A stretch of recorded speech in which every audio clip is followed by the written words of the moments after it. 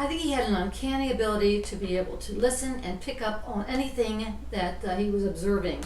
All that damn hairspray snowing up his nose. He doesn't care about anything. Sangre Latino, eh? Some bloke bent over, took a poo, and a young man popped out. That dude can play anything. Y también cocaína? Everybody got high. He would set his hair on fire.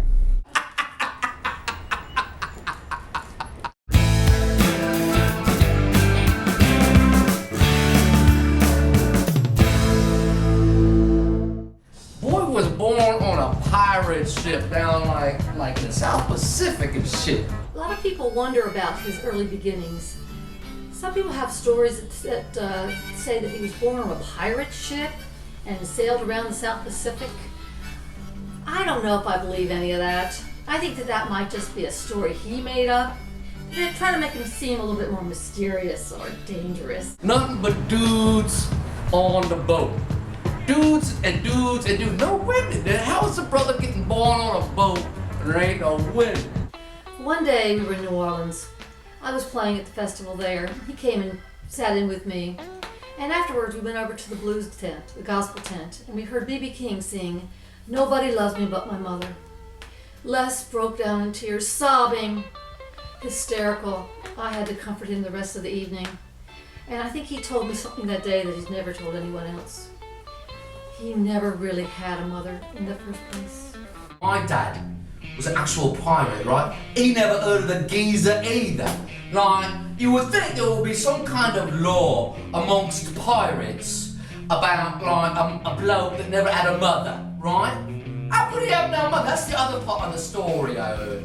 Somebody told me he's a bloke born on a pirate ship in the South Pacific to a crew of old men, right? First of all, that part's not weird. Most crews full of, like, blokes, yeah? But this crew had a baby born on the ship. Where's the mother? Don't tell me some bloke bent over, took a poo, and a young man popped out. I'm not about to believe this. I might believe it, but not about Les Flails, because there's too much other evidence contrary that he ever existed, right? It's a goddamn mystery to me. I don't know a lot about him. What I heard was some shit like it was raised by a bunch of damn monkeys or something. I don't know, some ship or island or some shit like that. I don't know. He's like a homeless man or some shit like that. I don't know. I think he grew up on the streets, wild. I think he was hanging around a lot of street musicians, and I think that he learned to con and grift tourists coming through the islands, island hopping. He would go into port, and that's when he learned how to do this grifting game. Boy, Lord, it was all about the game, kid. And that's why he was like ripping off black folk, ripping off black folk. It don't matter. It don't matter. He don't care who we're ripping off. He's like, one thing leads to another. He could talk anyone into anything. And he could make it feel like it was your own idea. Let me give you a story about that. One day he was lamenting the fact he did not have a TV. And he was just sitting out on a park bench and he was just talking to a perfect stranger about how nice it would be to have a TV. The stranger wanted to know, well, why? What's so important about a TV to you, Les? And Les said, well, you know, my hero, Bob Marley, just died. And I'm not able to go to Jamaica to attend his funeral. I really would like to watch it on TV. I hear it's being televised, but I don't have a TV. Well, the very next day, a TV arrived for Les. And of course that sparked the most famous, the most wonderful song that I think is my favorite of all songs, is Ask Me About My TV. He was always so bossy and telling everybody what to do, and he doesn't care about anything at all. No! He doesn't actually exist, does he? It's a joke, right? Nobody has actually ever seen him, or they say they've seen him. People have got stories, but that's all they are, aren't they? Stories. He's like playing around the street, learning some shit, playing some guitar, playing some drum, and next thing you know, boy's a musician, rocking, dropping mad shit. Left, to the right, to the left, to the right. I remember the first time I met Les was back in Memphis. It was January 6, 1976, I think it was, and outside the Peabody Hotel, and it was the first time I ever met Les. And I'll never forget it because the sumbitch was out there, and he had a bunch of damn buckets. He had a bucket like this, and he was up there, and he was like, flailing on that damn bucket. It was the most unbelievable thing I've ever seen in my. Maybe that's how he got his name, Les Flails. Hold on, check this. I can pick up a 40 here. I go, you hear that? That sounds like crap. But when Les play it, it's like music to your ear, man. The man who had to play, he would pick up anything and get on it. Got to get on it. He comes walking in to the playground and he threw a rock at me head. Encontramos en La Buena Vista Club Social. En inglés se dice Buena Vista Social Club. That dude would play anywhere. Street corner, Madison Square Garden. I mean, that dude would play anywhere. And he would pack the house. Tried to go to one of his concerts, but they wouldn't let me go in until I emptied my pockets. Tons of rocks in the pockets. I was gonna throw some back at his head. See how he felt about it. Where are the songs? Where's the video? Where's the footage? How come nobody has any recollections? No picture of this guy, right? He's like a mystery shrouded in a riddle. Now everybody knows that's an E chord, and they play it. Everyone plays an E chord just the same, right? That's an E chord. That's when it just sounds right. That's how Les would play it. Hear the difference? The songs he would just put like random words in there, and it just seems so different. Most people say that his songs told good stories. That's true. But also he was good at rhyming. In one of his songs he made orange rhyme with banana. That's amazing. Él tiene el ritmo latino dentro de su corazón. Todo el mundo dice que viene de los Estados Unidos, pero no, tiene sangre latino él, sí. His song Cowboy Hat Blues was in 1618 time, which blew me away, and that's what made me want to be in the music business in the first place.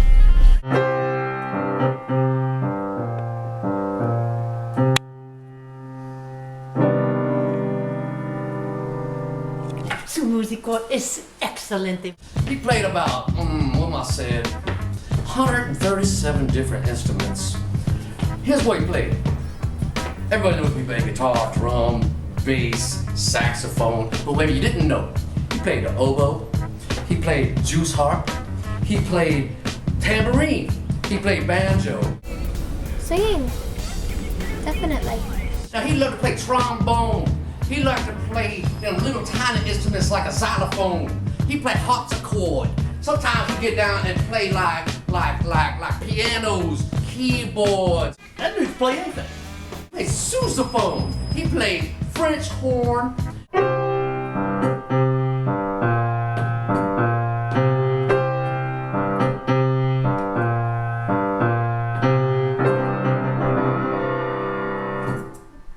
He played everything that starts with a V. Violin, viola, vibe organ. Sometimes that starts with a V depending on what state you live in.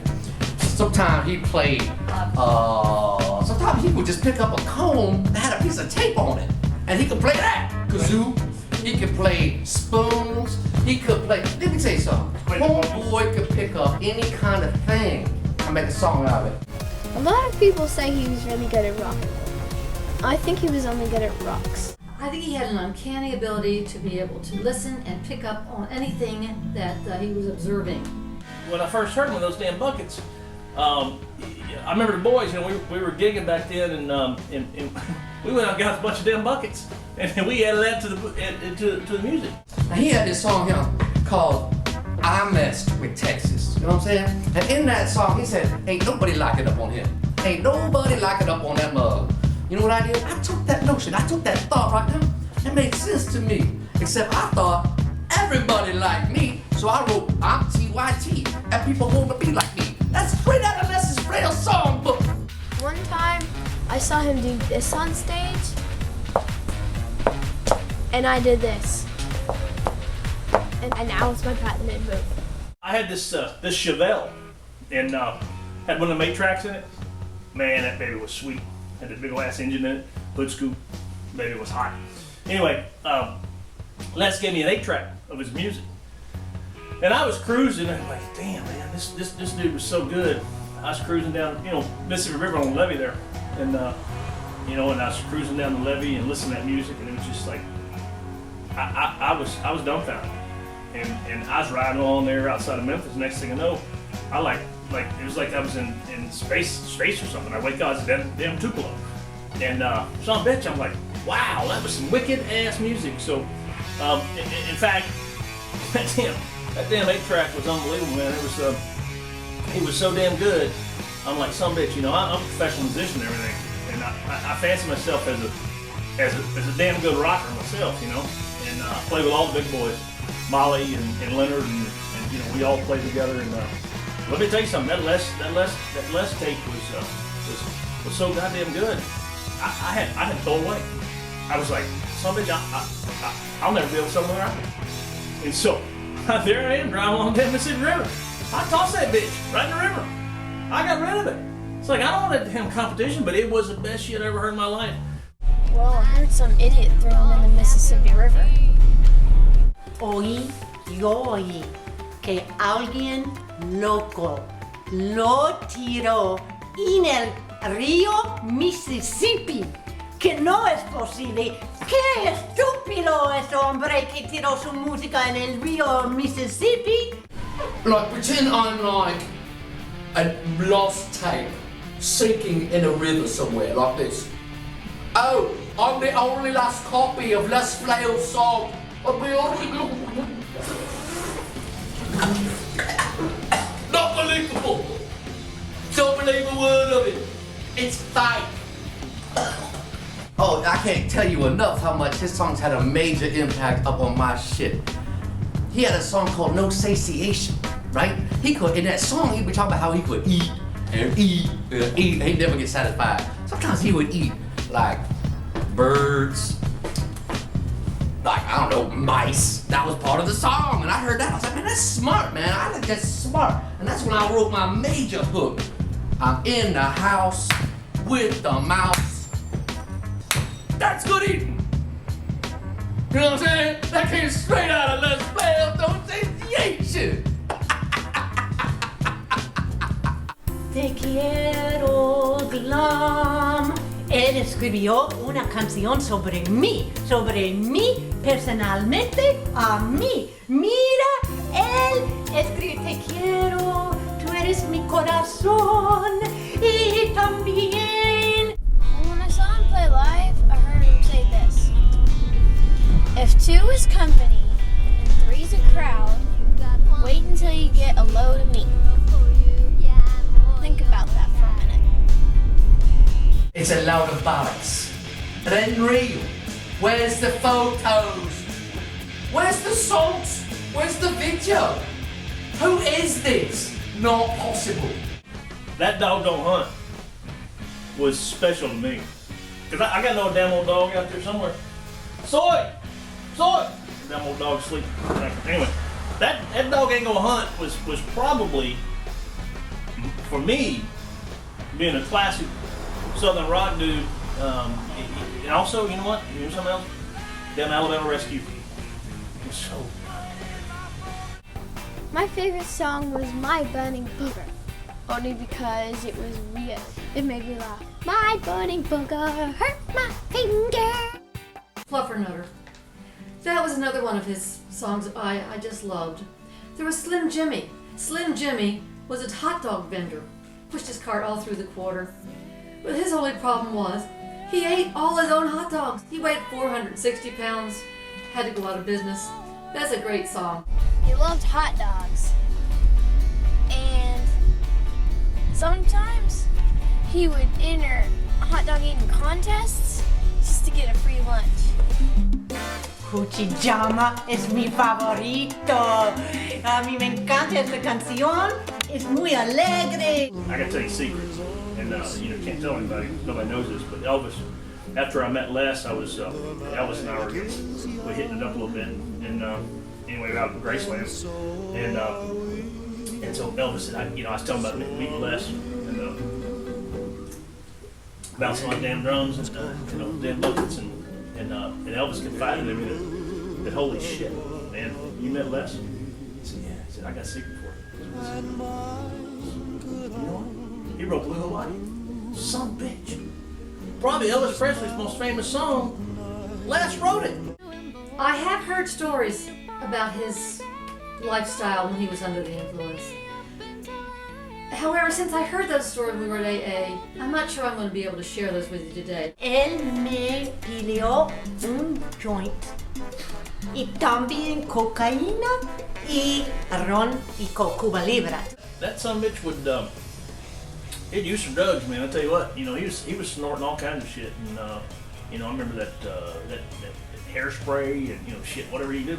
But maybe that was his musical influence, all that damn hairspray smelling up his nose. Oh, snap. What you said? Drug use? You asking the wrong cat. When I say wrong, I mean right. You know what I'm saying? Look here, this is what I heard. Around about 1980, motherfucker invented crack cocaine. He the one that invented it. Él no, nunca lo hace drogas. Imposible. Él no, nunca. I heard when he played live on the 4th of July, he would set his hair on fire. Sounded like he was kind of crazy. Motherfucker invented crack cocaine. Everybody got high. This reminds me of the time I was in Leeds with Les, right? We're playing pinball. We're on the pinball machine and Les won 178 games in a row, right? In fact, he could have probably won more games, except a fight broke out in the pub, yeah? And people were pushing and shouting about, and suddenly Les and the whole pinball table got pushed over. Except Les and the pinball table didn't get pushed over. It never bloody happened. You see how easy that is, isn't it? I just contributed to the law that is Les Flails. It's like everybody wants to be like a part of something, feel important, right? Like, oh, look at me, I'm important. I'm part of something important. What I heard was that some speakers or some shit fell on them, and I don't know if somebody pushed it or something. It was some mysterious shit. But then again, I heard that I don't know, they ever recovered his damn body. I heard that he ran into a brick wall, but I was kind of hoping that a bunch of rocks would fall on his head. When you would go to see Les Flails, you'd bring like a pocket full of food, like greasy food in your pocket and stuff crazy. But people would hear the song and they'd start throwing the food up on the stage. We'd say, "Call me for dinner." He played "Call Me for Dinner," and somebody threw a chicken nugget right there, screaming, "Call!" Chicken nugget right there, he took on and dropped dead on the stage right now. Can you believe that? Then the world would have lost a serious genius that day. Serious genius. Yo fui a United States, New York. Encima the Empire State Building. Y yo oí mucho bullo abajo en la calle y todos los latinos de Nueva York estaban en la calle tocando su bocina. Toca la bocina. Fue un día horrible para la comunidad latina. Sí. Where's the video? Where's the pictures? Where's the songs? Are you saying that I'm making these stories up? Because I don't appreciate that one bit. Les was a great influence on me. He helped me with my reggae. He expanded my whole music genre, created a #1 Billboard hit for me, and you're sitting here and telling me he didn't exist? Those poor people are full of shit. I say you suck to the people who don't think he ever existed, because he obviously did. Well, then kiss my big fat white ass. I was there in Memphis. I was there. We drank together. I told you, Elvis, we all hung out. Nah, that didn't kiss my ass. Es imposible, ¿tú sabes por qué, señor? Porque él y yo hicimos juntos un bebé. Y yo tengo un hijo de Les Flails. Ese muchacho se murió en el río Mississippi. Fue horrible. Fue el peor día de mi vida. Es que no puedo seguir viviendo. No puedo hablar más sobre este tema ya. Since he was a great musical influence on my career, Those people are full of it. Man, I'll tell you one thing. With those monkeys that raised them, I tell you what, they raised a talented fool, you know. And I miss that old dude. And maybe those monkeys raised some more of them. I don't know. You know, he was kind of one of a kind, but God damn it, he was a good old dude. Anyway. Just listen to his song, No Shirt, No Shoes, No Problem. Or 2 shoes, 1 sock. I think that'll give you the idea of where he's really coming from. People who need to get their facts straight have their facts straight now. I look at all you buggers who say Les Flails is real, and I say, oi, piss off.